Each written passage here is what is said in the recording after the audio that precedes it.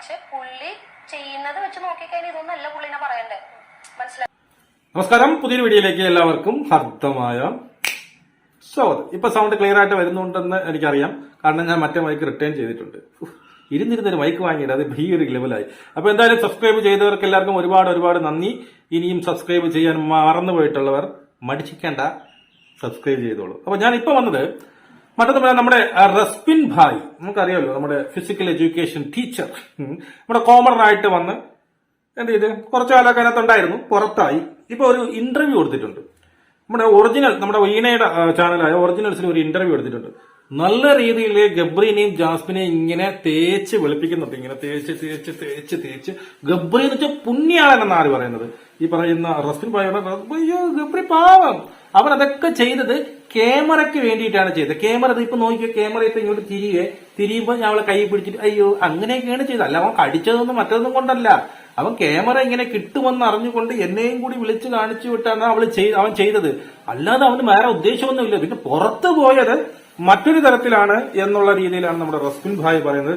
അതിനോടൊപ്പം ജിൻഡോയിനെ കരിഞ്ഞ മത്സ്യകന്യകനെന്ന് വിളിച്ചതും ഈ പറഞ്ഞ പൊട്ടനെന്നും പൊണ്ണനെന്നും കള്ളനെന്നും പിന്നീട് മണ്ടനെന്നൊക്കെ വിളിച്ചത് ശരിയാണോ എന്ന് ചോദിച്ചപ്പോ ഇവള് പറയുന്ന മറുപടി മറ്റൊന്നുമല്ല, അങ്ങയുടെ കൈയിരിപ്പുകൊണ്ട് ഇതല്ല, ഇതിനപ്പുറമാണ് പറയേണ്ടത് എന്നാണ് നമ്മുടെ റസ്പിൻ ഭായി പറയുന്നത്. Very good. നിന്റെ കൈയിരിപ്പ് കൊണ്ട് പിന്നീട് എന്ത് പറയണമെന്ന് എനിക്ക് അറിഞ്ഞൂടാ. പറഞ്ഞാൽ കൂടിപ്പോ റസ്പിനെ. അപ്പോ ബാക്കിയൊക്കെ ശരിയാണ്. നീ അയാൾ മണ്ടം പറയും, കിങ് ലയർ എന്നത് ഞാനും സമ്മതിക്കുന്നു. അങ്ങനെ കുറെ കള്ളത്തരം പറഞ്ഞിട്ടുണ്ട്.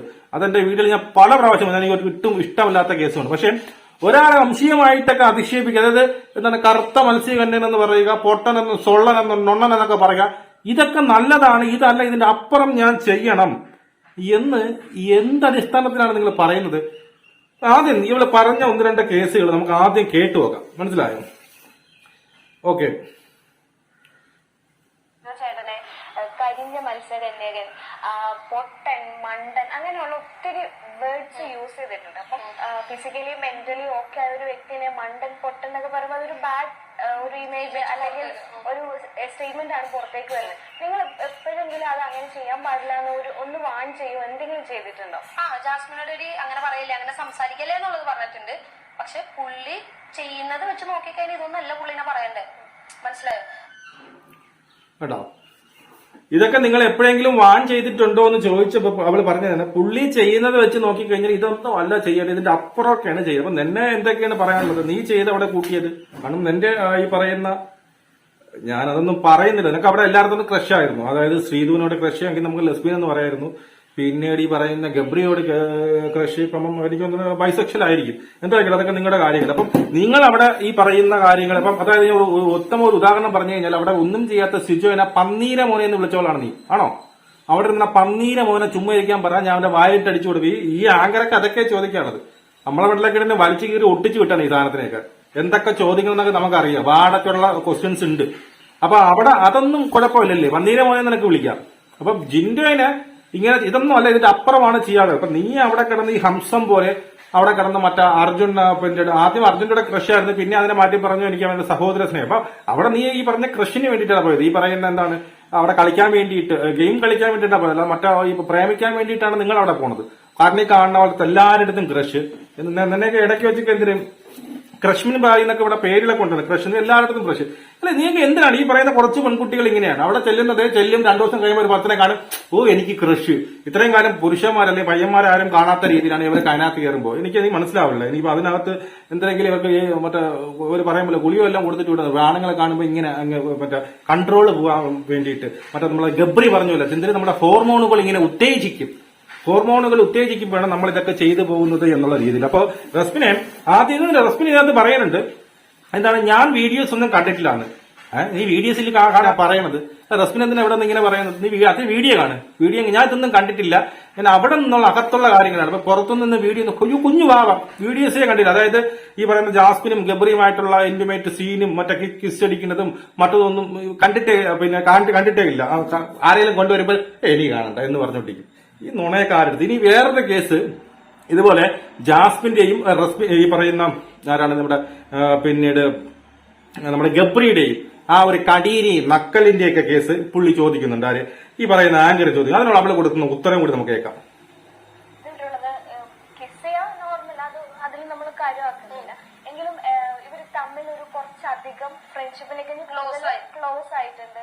ചില സമയങ്ങളിൽ രണ്ടുപേരും ഹഗ് ചെയ്യുന്ന രീതിയാണേലും പിച്ച, കടിക്ക, പിന്നെ നക്ക എന്നൊക്കെ ഉള്ള സാധനങ്ങൾ വന്നിട്ടുണ്ട്. അപ്പൊ ഇതൊന്നും നിങ്ങൾ കണ്ടിട്ടില്ല? ഇല്ല, ഞാൻ ഇവൻ ഗബ്രിക്ക് ഒരു പ്രത്യേകത ഉണ്ട്. അവൻ എന്താ ചെയ്യണമെന്ന് വെച്ച് കഴിഞ്ഞാൽ അവൻക്കറിയാം ക്യാമറ എപ്പോ തിരിയും, എന്ത് ഡയലോഗ് പറഞ്ഞാൽ ക്യാമറ തിരിയുന്നു. അപ്പൊ ഞാൻ ഇരിക്കുമ്പോ തന്നെ ഇവൻ റസ്മിനെ നോക്കിക്കോ ഇപ്പൊ അതെ ക്യാമറ അവിടെ നിൽക്കുന്നത്, പക്ഷെ ഇപ്പൊ ക്യാമറ ഇങ്ങോട്ട് തിരിയുന്ന കാണിച്ചു തരാന്ന് പറഞ്ഞിട്ട് ഇവൻ എന്തെന്ന് വെച്ചാൽ ജാസ്മിന്റെ കൈ ചുമ്മാ കയറി പിടിക്കും. എന്നിട്ട് വിട് ജാസ്മിനെ വിട് ജാസ്മിനെ, എന്നിട്ട് കളിക്കല്ലേ ജാസ്മിനെ എന്ന് പറഞ്ഞിട്ട് ഇവൻ ചുമ്മാ ഒരു കോൺവെർസേഷൻ ഇടും. കറക്റ്റ് ടൈമിൽ ക്യാമറ ഇങ്ങനെ തിരിയും. അപ്പൊ ഞാനും എടാ അതി കൊള്ളാലോ, മീൻസ് അവനറിയാം എന്ത് ഡയലോഗ് അടിച്ചാൽ ക്യാമറ തിരിയും, എങ്ങനെ എന്ത് ചെയ്ത ക്യാമറ തിരിയും. അപ്പൊ ആക്ച്വലി ഈ ഔട്ട് പോകുന്നത് ഇതൊക്കെ ആയിരിക്കും. അതായത് ഇവൻ ഫണ്ണായിട്ട് ചെയ്യുന്ന സാധനങ്ങളായിരിക്കാം ഔട്ട് പോകുന്നത്. അതിലിവൻ കടിക്കുന്നുണ്ട്, പിച്ചുന്നുണ്ട്, അതൊക്കെ എന്റെ മുന്നിൽ നിന്ന് ഞാൻ കണ്ടിട്ടുണ്ട്. കൈ പിടിക്കുന്നു, എന്നിട്ട് പറയും ജാസ്മിനെ നീ വിട് ഞാൻ പോട്ടെ എന്നൊക്കെ പറയും. പക്ഷെ അത് ആക്ച്വലി ആ സമയത്ത് അവൻ ഫണ്ണാക്കിയിട്ട് ചെയ്യുന്ന കാര്യങ്ങളാണ്.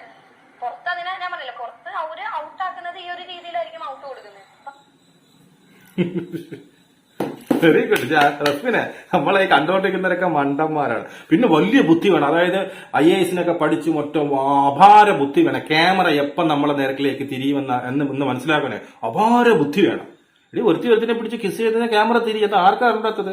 ഒരുത്തിനെ വെച്ച് കടിച്ചു കഴിഞ്ഞാൽ ക്യാമറ തിരിയും. അവർക്ക് കണ്ടന്റ് അല്ലേ വേണ്ട. അപ്പൊ ആ കൂടെയുള്ള കണ്ടന്റ്, ഹോട്ട് കണ്ടന്റ് ഇവിടെ കിട്ടുന്നത് തിരിയും. അതിന് ആർക്കും വലിയ ബുദ്ധിയൊന്നും വേണ്ട. അത് പറഞ്ഞ് മനസ്സിലാക്കി കൊടുക്കാനും വേണ്ട. അപ്പോഴേ ഈ റസ്മിൻ പറഞ്ഞു വരുന്നത് അവർ കടിച്ചത്, ഉമ്മ വെച്ചത്, ഐ ലവ് യു പറഞ്ഞത് കിസ് ക്യാമറയ്ക്ക് വേണ്ടി, ക്യാമറ ഇപ്പം തിരിയും എന്ന് വിചാരിച്ചു കൊണ്ടാണ്. അവൻ ഈ ക്യാമറ എപ്പം തിരിയുമെന്ന് അവൻ ചിന്തിച്ചു തുടങ്ങിയപ്പോ നിനക്കറിയാമോ? ഈ റസ്മിൻ അറിയാമോ? ഇതുപോലുള്ള കുടുംബ പ്രേക്ഷകർക്ക് കാണാൻ പറ്റാത്ത രീതിയിലുള്ള ചേഷ്ടകൾ കാണിക്കുമ്പോൾ ഇടയ്ക്കിടെ ഇങ്ങനെ കണ്ണി നോക്കും. അപ്പൊ അവന് മനസ്സിലായി ഈ സാധനം കാണിച്ചു കഴിഞ്ഞാൽ എപ്പോഴും ക്യാമറ എന്നെ സ്പേസ് ചെയ്ത് തിരിയുമെന്ന് കൃത്യമായിട്ട് അറിഞ്ഞതിന് ശേഷമാണ് ഇവൻ ഇങ്ങനെ പറയുന്നത്. നീ പറഞ്ഞ അല്ലെങ്കിൽ റസ്മിൻ ഈ പറഞ്ഞ സംഭവം നടന്നിട്ടുണ്ട്. നമ്മൾ കണ്ടിട്ടുണ്ട് തമാശയ്ക്ക്. ഇപ്പൊ നോക്കിയോ ക്യാമറ തിരിയും, നോക്കിയോ. ഇത് ഒരിക്കലും എന്തോ സംഭവിച്ച കാര്യമുണ്ട്. പക്ഷെ ഇതിനു മുമ്പേ അവിടെ പല പ്രാവശ്യം കാണിച്ച ചേഷ്ടകളും കുടുംബ പ്രേക്ഷകർക്ക് കാണാൻ പറ്റുന്ന സാധനങ്ങളൊക്കെ ക്യാമറ വേറെ നിവൃത്തിയില്ലാതെ ചെയ്തു പോകും. അല്ലെങ്കിൽ ക്യാമറ ഇത് ഒപ്പിയെടുത്ത് പുറത്ത് പോകില്ല എന്നൊക്കെ വെച്ച് ചെയ്തുകയാണ് റസ്മിൻ ആദ്യം ചെയ്യാനുള്ളത് പുറത്തു പോയി ആദ്യം വീഡിയോസ് കാണണം. അല്ലെങ്കിൽ കള്ളം എന്ന് പറയരുത്, ഞാൻ വീഡിയോസ് ഒന്നും കണ്ടിട്ടില്ല. പോയി കണ്ടതിന് ശേഷം പറയണം ഇതൊക്കെ ഇവർ ക്യാമറയ്ക്ക് വേണ്ടിയിട്ടാണ് ചെയ്തത്, അല്ലെങ്കിൽ ക്യാമറ ഇങ്ങനെ നോക്കുമെന്ന് വെച്ചാൽ ഫണ്ണിന് വേണ്ടിയിട്ട്, തമാശയ്ക്ക് വേണ്ടിയിട്ടാണ് ചെയ്തത്. ഇത് പുറത്ത് ഇങ്ങനെ ഔട്ടായത് കൊണ്ടാണ് അവർ നെഗറ്റീവ് ആയത്. മനസ്സിലായി? അതായത് പുറത്ത് ഇതിനെ മറ്റൊരു രീതിയിൽ ഔട്ടായി നമ്മളെപ്പോലുള്ള റിവ്യൂവേഴ്സ് അതിനെ മറ്റൊരു രീതിയിൽ ചിത്രീകരിച്ചത് കൊണ്ടാണ് പിന്നെ അത് അങ്ങനെ ആയെന്നാണ് റസ്മിൻ പറയുന്നത്. Very good. കാരണം കുറ്റം പറയാൻ പറ്റില്ല. രണ്ടുപേരും ആത്മാർത്ഥ സുഹൃത്തിനാലും ഒന്നിനെ എനിക്ക് ക്രഷ് ആയിരുന്നു, ഒന്നിനോടല്ലേ അല്ലേ ഈ പറയുന്ന ആരെടുത്ത് നമ്മുടെ ഗബ്രിയുടെ എനിക്ക് ക്രഷായിരുന്നു. പിന്നെ അതിനുശേഷം എന്റെ ക്രഷിനെ തട്ടിപ്പറിച്ചുകൊണ്ട് ആര് പോയി, പിന്നെ ജാസ്മിൻ പോയി. പിന്നെ ഈ ആങ്കർ ഇനി രണ്ടാമത്തെ പാർട്ടുണ്ടെന്ന് തോന്നുന്നു. ആങ്കർ ഇതുവരെയായിട്ട് പുറത്തുള്ള റിലേഷന്റെ കാര്യങ്ങളൊന്നും ചോദിച്ചില്ല. എന്തുകൊണ്ട് ചോദ്യയില്ലേ?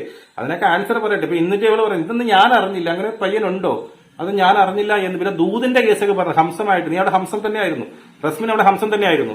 ഈ പറയുന്ന അർജുനും സീതുവിനായിട്ടുള്ള ഹംസമായിട്ട് പോയിട്ടുണ്ട്. ഈ പറയുന്ന പിന്നെ ജാസ്മിനും ഗബ്രിക്കും നീ ഹംസം അത് അവരൊക്കെ പിണങ്ങി നിൽക്കുമ്പോൾ അവരെ ഒന്നിക്കാൻ വേണ്ടിയിട്ട് ശ്രമിച്ചിട്ടുണ്ട്. അവസാന ഘട്ടങ്ങളിലാണ് പിന്നീട് എന്തോ ചിലപ്പോൾ എന്റെ ക്രഷിനെ അവർ തട്ടിയെടുത്തുകൊണ്ടായിരിക്കും, എനിക്ക് അറിഞ്ഞൂടാ. അപ്പൊ അവസാന ഘട്ടങ്ങളിലൊക്കെ റസ്മിൻ എന്ന് പറയുന്നുണ്ട് വേണ്ട നിങ്ങൾ എന്താണ് മറ്റേതാണ് മറിച്ച്. പക്ഷെ അവിടെ എവിടെയൊക്കെ ഒരു ലവ് അഫെയർ അല്ലെങ്കിൽ എവിടെയൊക്കെ ഒരു കോംബോ, ഒരു ലവ് കോംബോ വർക്കാവുന്നു, അതിന്റെ നടുക്ക് എപ്പോഴും റസ്മിൻ ഉണ്ടായിരുന്നു. അതായത് ഈ പറയുന്ന പിന്നെ ശ്രീതുവും അർജുനുമായിട്ടുള്ള കോമ്പയിലും ഏറ്റവും നടുക്ക് ഉണ്ടായിരുന്നു. അതിനകത്ത് ഇതിലൊരു ഏറ്റവും വലിയ ചിരിക്കാനുള്ള കേസ് ഈ രണ്ട് കോമ്പയ്ക്കകത്തും രണ്ടുപേരിലും ഈ റസ്മിന് ക്രഷ് ഉണ്ടായിരുന്നു എന്നുള്ളതാണ്.